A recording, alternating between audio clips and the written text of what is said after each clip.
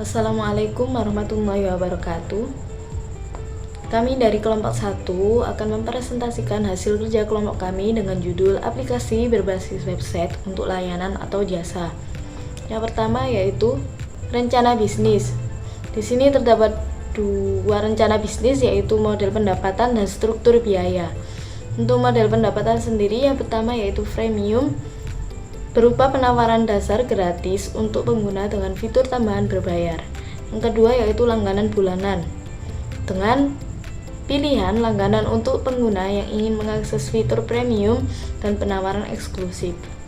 Yang ketiga yaitu komisi dari transaksi, dengan mengambil komisi dari setiap transaksi yang dilakukan melalui platform.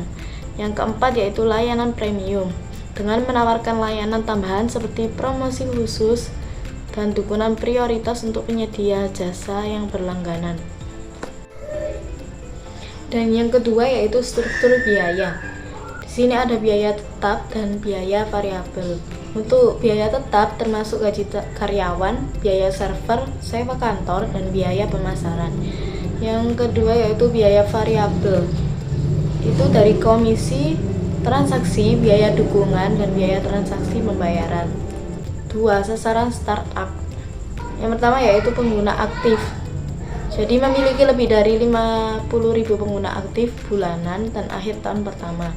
Yang kedua yaitu penyedia jasa terdaftar, dengan memiliki lebih dari 1.000 penyedia jasa terdaftar di platform pada akhir tahun pertama. Yang ketiga yaitu pendapatan, dengan mencapai break-even point pada tahun kedua dan mencatat pertumbuhan pendapatan sebesar 50% setiap tahunnya.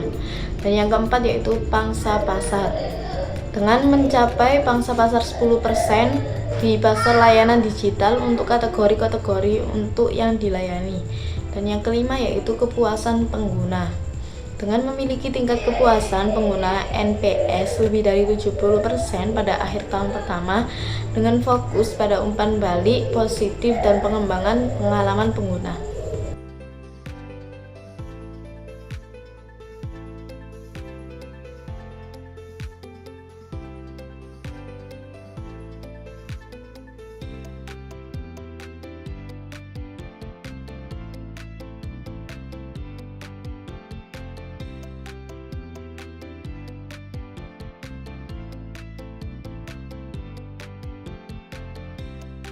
Di sini saya akan menjelaskan terkait user interface dari desain LK-Vaker. Nah, di sini sebelum login akan disajikan kategori layanan dan juga macam-macam layanan yang ada di LK-Vaker. Nah, jika Anda belum mempunyai akun, bisa mendaftarkan diri terlebih dahulu dengan mengisi nama lengkap dan juga biodata lainnya. Kemudian mengisikan username dan juga password untuk dilakukan login. Setelah kalian sudah terdaftar, kalian bisa melakukan login dengan username dan juga password yang sudah terdaftar sebelumnya. Selanjutnya, setelah kalian melakukan login, akan diarahkan ke halaman beranda. Di halaman beranda terdapat kategori layanan dan juga rekomendasi layanan untuk kamu. Nah, di sini saya akan mencoba mengeklik salah satu kategori layanan pengelolaan acara. Nah, saya contohkan untuk mengeklik satu layanan dokumentasi semua acara. Di situ terdapat penjabaran lebih detail. Nah, selanjutnya jika kalian ingin melihat profilnya, bisa diklik nama tokonya atau profil.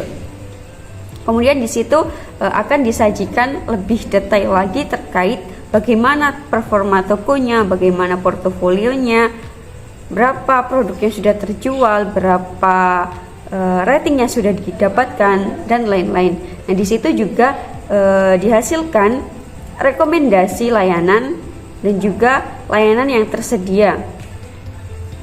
Selanjutnya ada fitur pencarian. Nah, di fitur pencarian ada filter. Filter di sini ada terlaris, lokasi yang diinginkan, harga yang diinginkan, dan juga rating yang diinginkan. Nah, di sini saya contohkan menyeting filter di terlaris dan juga lokasi Nah, berhubung lokasi saya Jawa Timur, saya setting juga Jawa Timur. Nah, di situ akan diarahkan kategori layanan pengelolaan acara dengan layanan terlaris dan juga yang ada di lokasi Jawa Timur atau Provinsi Jawa Timur. Selanjutnya, setelah beranda, kita beralih ke video. Nah, di situ terdapat video-video yang bisa kalian lihat untuk meyakinkan apakah kalian cocok dengan toko tersebut atau tidak. Selanjutnya ada halaman penyimpanan, halaman disukai, dan juga halaman akun saya. Nah, di situ terdapat layanan dompet saya, layanan terdekat, terakhir dilihat, dan juga pusat bantuan. Nah, di sini saya akan tunjukkan sedikit terkait bagian layanan. Di bagian layanan ada halaman disukai dan juga profil saya. Nah, di situ selain untuk melihat profil, di situ juga terdapat keranjang yang sudah kalian masukkan ke keranjang atau yang kalian inginkan namun belum kalian booking atau belum kalian check out. Nah, di halaman keranjang ini saya contohkan untuk check out seperti itu. Nah, selanjutnya ke halaman layanan. Nah, di halaman layanan ada perlu persetujuan untuk bookingan yang tadi. Nah, setelah kalian disetujui, kalian akan diarahkan ke tagihan. Nah, di tagihan kalian harus melakukan pembayaran. Untuk halaman pembayarannya seperti ini. Kemudian untuk halaman chatnya seperti ini. Halaman notifikasi seperti ini. Nah, setelah pembayaran terdapat perpindahan antara yang sebelumnya belum dibayar menuju ke akan segera datang atau sudah melakukan pembayaran. Nah, di sini saya akan memperlihatkan halaman layanan. Yang pertama yakni perlu persetujuan, halaman akan segera datang, halaman proses pengerjaan layanan, halaman penolakan, dan juga halaman penilaian. Selanjutnya di akun saya, di bagian kanan atas ada daftar toko. Nah, kalian bisa mendaftarkan toko kalian di situ jika kalian mempunyai toko. Nah, untuk daftar tokonya kalian bisa langsung klik daftar toko, kemudian kalian bisa mengisi kelengkapan yang dibutuhkan di daftar toko. Selanjutnya di bagian kanan atas yang awalnya daftar toko menjadi toko saya, bisa kalian klik untuk masuk ke toko. Nah, di sini saya menamai toko saya dengan Inafates. Nah, di halaman toko terdapat status dan juga toko. Ada jadwal layanan, persetujuan, konfirmasi perjalanan, dan lain-lain. Di sini saya perlihatkan di halaman jadwal layanan. Kemudian ada perlu persetujuan, bisa ditolak ataupun disetujui. Selanjutnya ada konfirmasi perjalanan. Jika sudah hari H atau jika sudah mau jamnya, itu kalian bisa mengkonfirmasi perjalanan terlebih dahulu agar si pengguna tahu bahwasanya kalian sudah berada di perjalanan. Selanjutnya ada konfirmasi pengerjaan. Di situ terlihat bahwasanya kalian sudah mengerjakan layanan kalian. Selanjutnya ada fitur penilaian. Nah, ini dilakukan oleh pengguna ke layanan toko. Nah, pengguna bisa memberikan nilai dari 1 sampai 5 berapa performa layanan dari toko kalian. Nah, kembali ke halaman toko.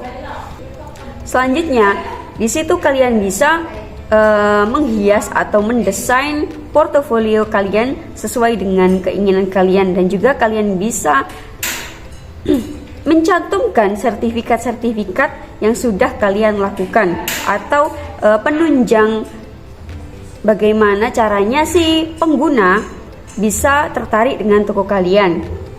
Selanjutnya ada macam-macam layanan. Di situ kalian juga bisa upload layanan-layanan yang tersedia di toko kalian. Kemudian yang terakhir yakni kategori. Nah, di sini terdapat 110 kategori karena di sini adalah toko lama. Seperti itu. Nah, selanjutnya di pojok kanan ada video. Nah, itu kalian bisa mengupload video lewat itu. Itu saja yang dapat saya sampaikan. Selanjutnya akan dilanjutkan oleh teman saya. Oke, baik, terima kasih. Saya akan menjelaskan tentang BEP. Untuk melengkapi rencana bisnis dengan perhitungan BEP yang lebih rinci, kita perlu membuat proyeksi keuangan berdasarkan asumsi biaya tetap, biaya variabel, dan pendapatan yang realistis untuk setiap periode 1 tahun, 5 tahun, dan juga 10 tahun. Untuk asumsi awalnya, biaya tetap tahunan, gaji karyawan 50 juta, untuk sewa kantor 20 juta, biaya server dan hosting 10 juta, marketing dan promosi 15 juta, pengembangan aplikasi dan pemeliharaan 5 juta, lain-lain 5 juta. Total biaya tetap yakni 105 juta rupiah. Untuk yang kedua yakni biaya variabel perlayanan. Yang pertama, komisi penyedia jasa 30.000, untuk biaya transaksi pembayaran 10.000, biaya support perlayanan 10.000. Yang ketiga, pendapatan perlayanan, harga perlayanan 150.000. Untuk perhitungan BEP tahun pertama menggunakan rumus biaya tetap dibagi harga perlayanan dikurangi biaya variabel perlayanan. Kemudian untuk proyeksi keuangan 5 tahun, asumsinya pertumbuhan biaya tetap tahunan sebesar 10%, pertumbuhan biaya variabel perlayanan tetap, pertumbuhan pendapatan perlayanan juga tetap, pertumbuhan volume layanan sebesar 20% per tahun. Untuk biaya tetap tahun kelima yakni 105 dikali 1 plus 0,10. Untuk biaya tetap tahun kelima yakni 105 dikali 1.464. Untuk biaya tetap tahunan kelima totalnya yakni 153.730.500 rupiah. Untuk rumus menghitung BEP tahun kelima yakni biaya tetap tahun kelima dibagi harga perlayanan dikurangi biaya variabel perlayanan. Kemudian untuk proyeksi keuangan 10 tahun yakni sama dengan proyeksi keuangan selama 5 tahun. Hanya bedanya yakni untuk pertumbuhan biaya tetap tahunan sebesar 10%, untuk pertumbuhan volume layanan sebesar 20% per tahun, sama dengan yang 5 tahun tadi. Untuk rumusnya juga sama dengan yang 5 tahun, yakni biaya tetap tahun ke-10 dibagi harga perlayanan dikurangi biaya variabel perlayanan. Untuk pendapatan pada tahun ke-10 yakni 812.550.000. Untuk biaya variabel untuk keuangan 10 tahun yakni 270.850.000.